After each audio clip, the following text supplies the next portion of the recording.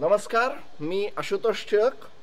आपल्या या अमेरिकेची निवडणूक 2024च्या चॅनलच्या या पुढच्या व्हिडिओमध्ये तुमच्या सगळ्यांचं स्वागत. थोडंसं क्विक अपडेट करायला मी आलो आहे. तुमच्या लक्षात आलं असेल, कारण असं की नेवाडाची primary secretary of state Nevada या राज्याच्या सरकारतर्फे घेतल्या जाणाऱ्या निवडणुकांमध्ये, ज्याला प्रायमरी म्हणतात, रिपब्लिकन पक्षाची, डोनाल्ड ट्रम्प यांच्या पक्षाची प्रायमरी झाली. हत्ती आहे, त्यांचा रंग लाल असा जनरली गृहीत धरला जातो. निवडणूक चिन्ह हत्ती आहे. आणि या हत्तींच्या पक्षामध्ये झालं असं की 63% मतं none of the above candidates किंवा नॉन ऑफ दोज कॅन्डिडेट्स किंवा ज्याला आपल्या भाषेमध्ये नोटा म्हणलं जाईल त्याला पडली. निकी हॅलेंना आय थिंक 30% मतं मिळाली, पण तरी पण निकी हॅले हरल्या. कोणाला हरल्या? कोणाशीच हरल्या नाहीत.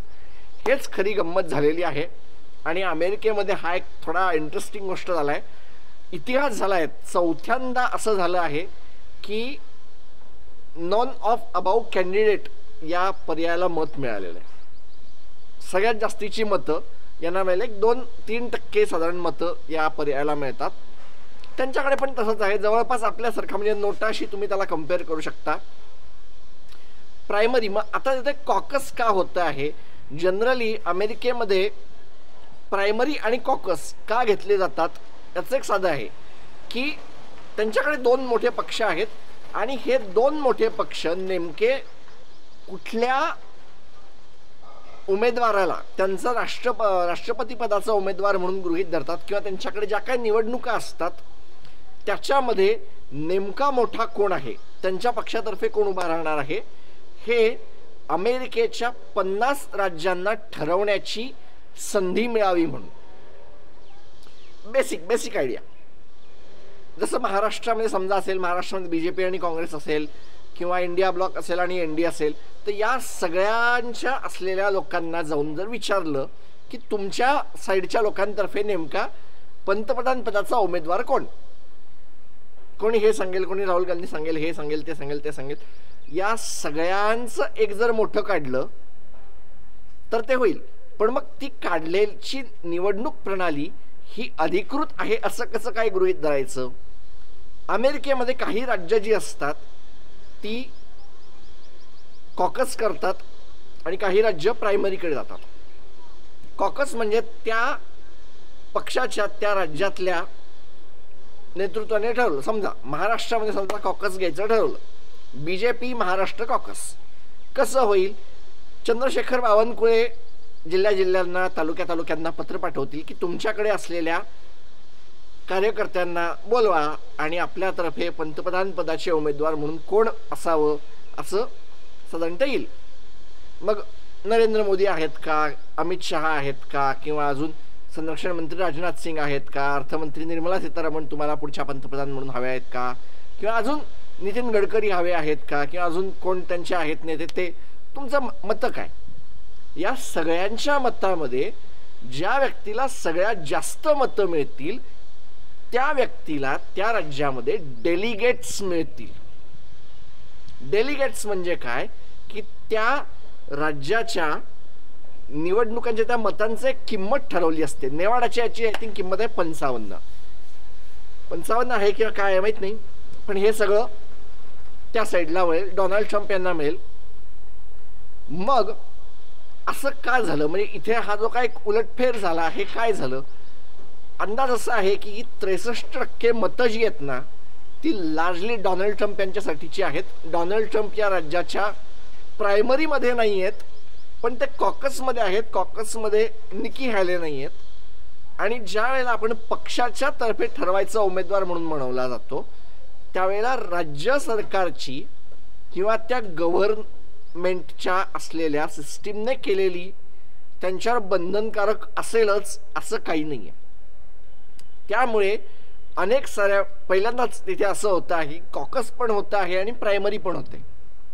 मला याची खात्री आहे की तिथे कॉकस मोजला जाईल, प्रायमरी घेतली जाणार नाही. शून्य अर्थ. कॉकस धरला जाईल, प्रायमरीला अर्थशून्य होईल.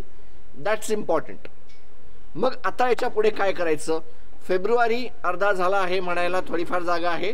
मार्च महिन्यामध्ये एक सुपर ट्यूजडे येतो. त्यांच्याकडे फुटबॉलच्या याच्यामध्ये मॅचेस होतात आणि त्यांच्यामध्ये एक असा दिवस असतो की बहुसंख्येने राज्य मतदान करतात. त्या राज्यांचं काय किंमत आहे, काय आहे, तुम्हाला कोण पाहिजे, तुम्हाला कोण पाहिजे.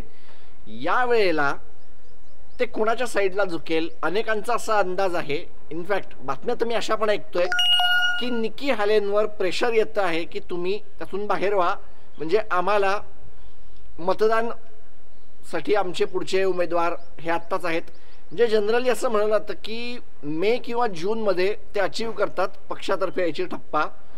डोनाल्ड ट्रम्प यांच्या मागे यावेळेला मोठ्या प्रमाणावर त्यांचे काय म्हणणार केसेस आहेत आणि त्यांच्याकडे हे जे असतात ठेवले न्यायाधीश, त्यांची निवड ही राष्ट्राध्यक्षांच्या मार्फत होते.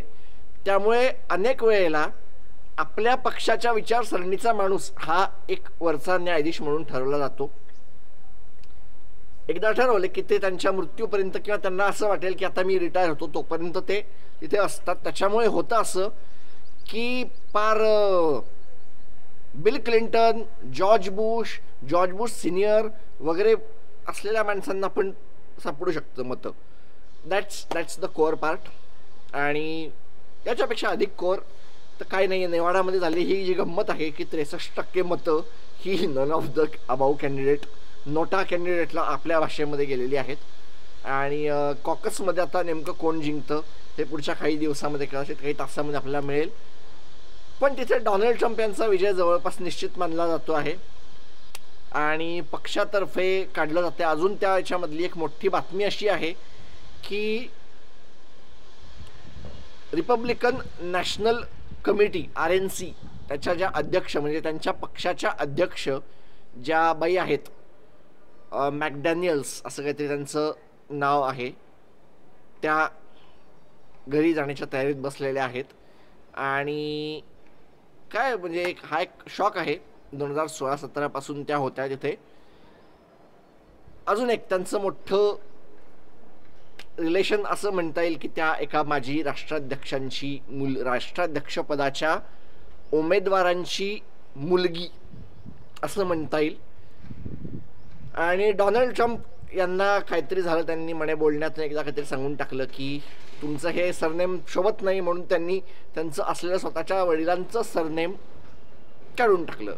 असं काय काय तिथे झालेलं आहे. त्या राजीनामा देतील आणि कदाचित डोनाल्ड ट्रम्प यांच्या आवडीचे एक गृहस्थ तिथे जाऊन बसतील. साधारण मला जॉन्सन नाही माय पिलो गाय असं ज्यांना म्हणलं जातं ते तिथे जाऊन बसतील असा एक अंदाज आहे. बघायचं. आणि हे सगळं असं चालू आहे. राजीनामा देतील. मुळात आत्ताच्या या घडीला डोनाल्ड ट्रम्प यांच्या समोरचा सगळ्यात मोठं जे चॅलेंज आहे ते त्यांच्यावर असलेल्या कोर्ट केसेस आहेत. 5 मिलियनची असलेली त्यांची कोर्ट केस ही 100 मिलियनच्या आसपास जाऊन बसलेली आहे. त्याच्यानंतर जीन कॅरोल त्यांच्या बाबतीमध्ये तर झालेला आहे. पॉर्न स्टारला धमक्या दिल्याचा एक प्रकरण त्यांच्यावर आहे. त्याच्यानंतर न्यूयॉर्कमध्ये इलेक्शन फ्रॉड, फायनान्शियल फ्रॉड केल्याचा त्यांच्यावर आरोप लागतो आहे. लष्कराचा आणि इतर अनेक साऱ्या लोकांचा, लष्कराचा नाही म्हणता येणार, अर्बन शस्त्रधारी माणसं यांना हाताशी धरून सत्ता उलथून टाकण्याचा एक जो प्रयत्न झाला 2021च्या सुरुवातीला, त्याची केस मला असं वाटतं की ती बऱ्यापैकी स्ट्रॉंग आहे. आणि काय म्हणजे जी काही कागदपत्र असतात की जे फक्त राष्ट्राध्यक्षांना बघायला उपलब्ध असतात ती पब्लिकमध्ये मांडून दाखवण्याचा पण त्यांच्यावर एक आरोप येतो आहे. आणि हा आरोप खरं तर अगदी टाईट आहे. अगदी टाईट आहे. फक्त कोणीतरी 1-2 की हो आम्ही तिथे होतो ना, आम्ही असं झालं, असं ते सगळं येऊन उभं राहिलं की डोनाल्ड ट्रम्प जेलमध्ये जायला मोकळे, हे इथपर्यंत जायला झालेलं आहे. एक अंदाज तर हा पण येतो की डोनाल्ड ट्रम्प याच्याच कारणासाठी उभे राहत आहेत निवडणुकीला की त्यांना जेलमध्ये जावं लागू नये. बघूया. तोपर्यंत पुढच्या व्हिडिओपर्यंत वाट बघा. तोपर्यंत नमस्कार.